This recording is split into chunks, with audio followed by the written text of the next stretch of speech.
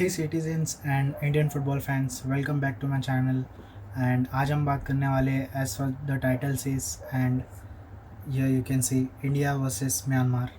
सो आज India versus Myanmar यानी कि hero tri nation football series की फर्स्ट मैच थी जिसमें इंडिया और म्यांमार खेल रहे थे in Manipur which was the first time in Indian football Manipur में कोई इंटरनेशनल मैच हुई है इंडियन टीम की. So congratulations to Manipur and first I would like to say कि मणिपुर का क्राउड एकदम फुल एकदम ज़ोर शोर से 29,000 ऑलमोस्ट 29-30,000 लोग वहाँ पे आए थे इंडियन टीम को देखने. So it must be great for the Indian team to play there and congratulations to the Manipur Football Association. And let's get into the Myanmar versus India analysis. So final score था 1-0. India 1-0 जीत गई against Myanmar and the sole goal of the match was scored by Anirudh Thapa वो plays offensive midfield you can say. वो हमारी offensive midfield में खेलते हैं and almost like Iniesta type उनकी थोड़ी गेम हो सकती है यू कैन से.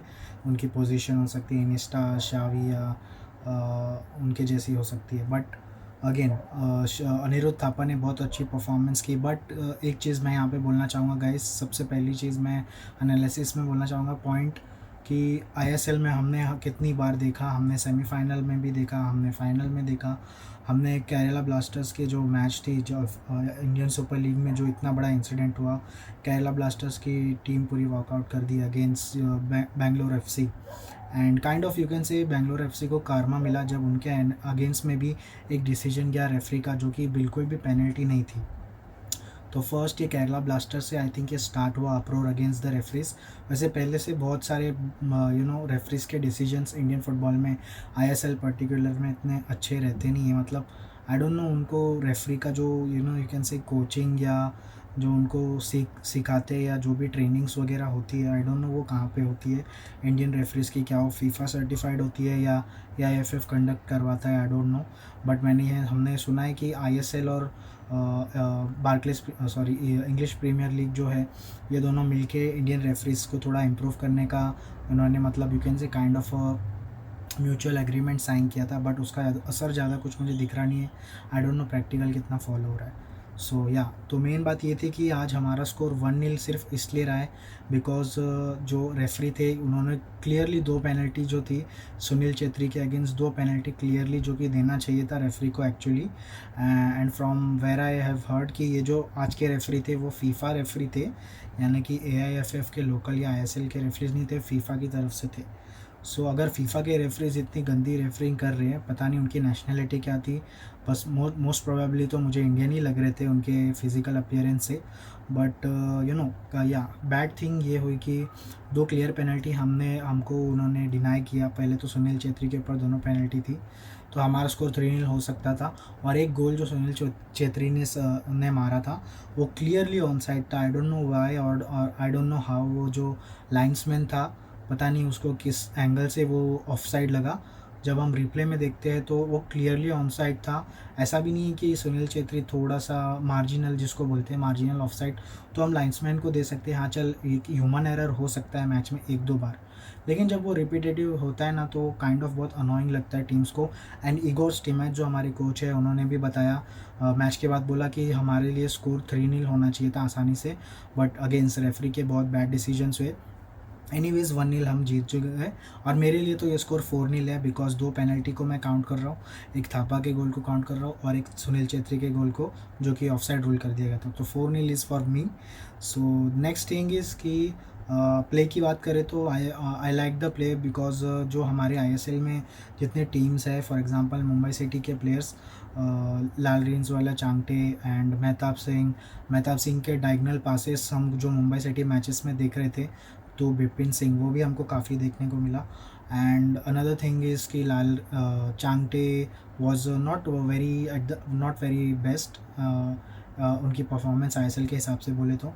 But he was kind of good. The only disappointment kind of was for me Mohammed Yasir. We know कि उनके पास टैलेंट है और he kind of a very good dribbler. You know अपने अपने पे ही वो मैच बना सकते, ड्रिबल करके चांसेस क्रिएट कर सकते। बट आज वो थोड़ा आउट ऑफ फॉर्म लगे। अपार्ट फ्रॉम दिस मेरे लिए man of the match Anirudh Thapa ही है। And second is Sunil Chhetri. बहुत अच्छा गेम था सुनील छेत्री का एज़ यूजुअल। बहुत अच्छे चांसेस उनको उनकी तरफ आए, एक कन्वर्ट भी किया, 2 पेनल्टी डिनाई करी, तो सुनील छेत्री बहुत अच्छा खेले। एंड अगेन गोलकीपर की पोजीशन में I think India is very the strongest in the goalkeeper position as of now, because हमारे पास गुरप्रीत सिंह संधू और विशाल केत और ये जो हमारे अमरिंदर सिंह है और फिर फुरबाल अचेम्पा, इनके जैसे गोलकीपर्स हैं। तो गोलकीपर की पोजीशन में तो हमें कोई दिक्कत होनी नहीं चाहिए। डिफेंस में मैं कह सकता हूँ कि थोड़ा हम स्ट्रांग हो सकते हैं, बिकॉज थोड़े ऐसे मोमेंट्स थे जिसमें डिफेंस में थोड़ी मिसकम्युनिकेशन हो रही थी। बट अगेन मेहताब सिंह और चिंगलेन सना ये दोनों साथ में इतना अच्छा मतलब ज़्यादा बार खेले नहीं है, सो उनके लिए मे बी वो थोड़ा न्यू था इसलिए। एंड मिडफील्ड में जैक्सन सिंह की बात करना चाहूँगा मैं।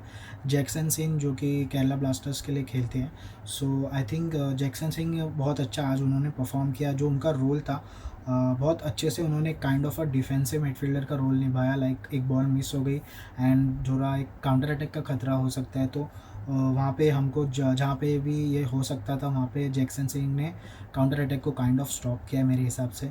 बट मैं नेक्स्ट मैच में मैं चाहता था कि जैक्सन से की जगह अपुया की सिलेक्शन हो, बिकॉज अपुया मेरे हिसाब से, मैं मुंबई सिटी एफसी का फ़ैन हूँ and I have seen him play, कि मुंबई सिटी एफसी के लिए अपुया थोड़ा kind of an offensive midfield का रोल प्ले करते हैं, अनलाइक जैक्सन जो थोड़ा डिफेंसिव माइंडेड मुझे लगता है। दोनों की फिजिक और हाइट थोड़ी सी ऑलमोस्ट सेम जैसी है और प्ले भी मुझे सेम लगता है, बट अपुया थोड़े से ऑफेंसिव लगते, तो आई होप कि अपुया को एक चांस मिलता।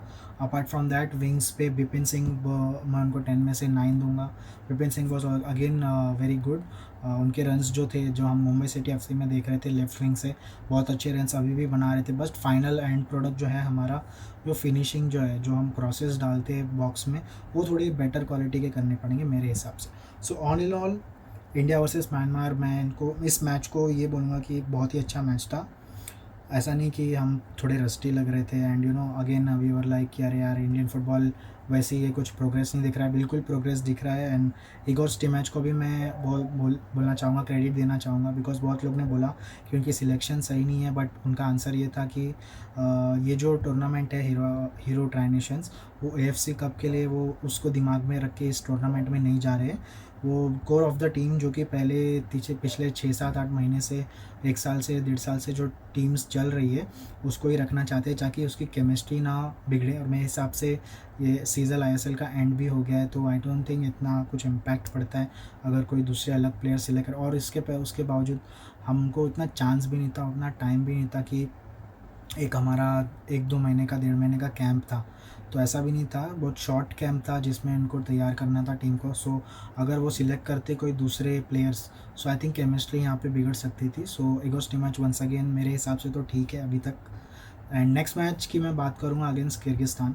Kyrgyzstan will be much more tough than Myanmar मेरे हिसाब से, बिकॉज किर्गिस्तान ने म्यांमार को 7-0 से हरा चुका है। एंड हमने आज की मैच में 1-0 हराया, उसके पहले भी 1-0 एक बार हराया था और 2-2 ड्रॉ खेला था।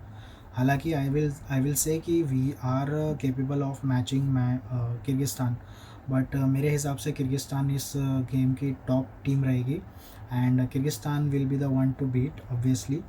सो इंडिया को आई थिंक किर्गिस्तान के हिसाब अगेंस्ट थोड़ा एक मेरे हिसाब से डिफेंसिव गेम खेलना चाहिए, बिकॉज यू नो किर्गिस्तान के प्लेयर्स थोड़े बहुत म्यांमार से ज़्यादा प्रिसाइज रहेंगे और you can say kind of on target रहेंगे।